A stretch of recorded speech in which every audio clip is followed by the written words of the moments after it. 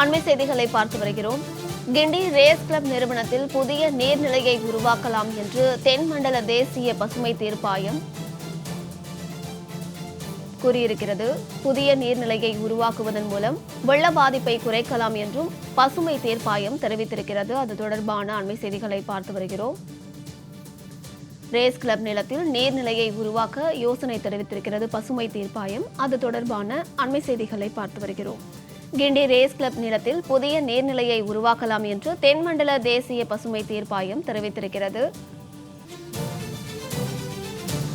இது குறித்தான மேலும் விவரங்களை கொடுப்பதற்காக செய்தியாளர் மகேஸ்வரி இணைப்பில் இருக்கிறார். பேசலாம். மகேஸ்வரி, எந்த வழக்கில் இது போன்ற யோசனையானது தெரிவித்திருக்கிறது பசுமை தீர்ப்பாயம்? அது குறித்தான முழு விவரங்கள்.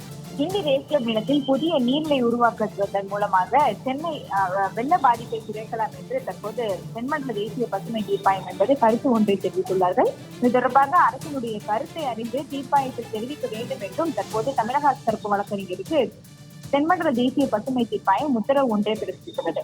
பசுமை பூங்காவாக மாற்ற அரசு முடிவெடுத்துள்ள நிலையில் நீர்நிலையுடன் கூடிய இந்த பூங்காவாக உருவாக்கினால் பெரும் மழை காலங்களில் அதிக நீரை சேமிக்க முடியும் எனவும் வெள்ளம் ஏற்படுவதை தடுக்க முடியும் என்றும் தற்போது தீர்ப்பாயம் கருத்து ஒன்றை தெரிவித்துள்ளது. வேளச்சேரி ஏரி பாதுகாப்பு இயக்கம் சார்பில் தொடரப்பட்ட மனு என்பது இன்றைய தினம் தென்மண்டல தேசிய பசுமை தீர்ப்பாயத்தினுடைய நீதித்துறை உறுப்பினர் புஷ்பா சத்யநாராயணா மற்றும் நிபுணத்துவ உறுப்பினர் சத்யகோபால் கொண்ட அமர்வு என்பது விசாரித்து வருகிறது.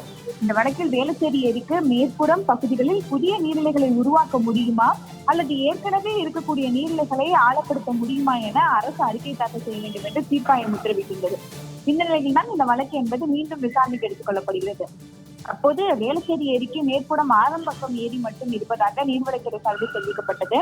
இதனை கேட்ட தீர்ப்பாயம் கிண்டி ரேஸ் கிளப் நிலத்தை நீர்நிலையாக மாற்றுவது குறித்து அரசினுடைய நிலைப்பாட்டை அறிந்து தெரியப்படுத்துமாறு அரசரப்பு வழக்கறிஞரிடம் தெரிவித்து இந்த வழக்கு விசாரணையை நாளைய தினத்திற்கு தற்போது ஒத்திவைத்துள்ளார்கள். விவரங்களை வழங்கியமைக்கு நன்றி மகேஸ்வரி.